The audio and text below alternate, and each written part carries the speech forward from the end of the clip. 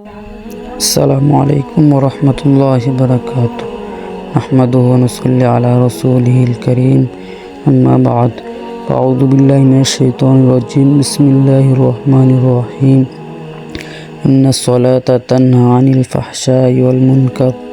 আল্লাহ তাআলা বলেন, আমি জিন ও মানুষকে সৃষ্টি করেছি শুধুমাত্র আমার ইবাদতের জন্য। এর দ্বারা পরিষ্কার হয়ে যায়, মানুষের সৃষ্টির আসল উদ্দেশ্য হলো আল্লাহ তাআলার ইবাদত করা।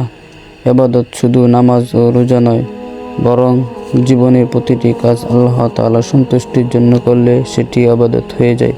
সত্য কথা বলা, অন্যায় থেকে বিরত থাকা, মানুষের উপকার করা সবই ইবাদতের অন্তর্ভুক্ত।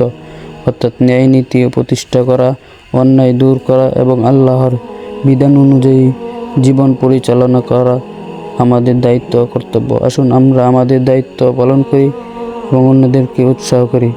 সকলে দ্বীনের উদ্দেশ্যে ভিডিওটি শেয়ার করে দিন। আসসালামু আলাইকুম।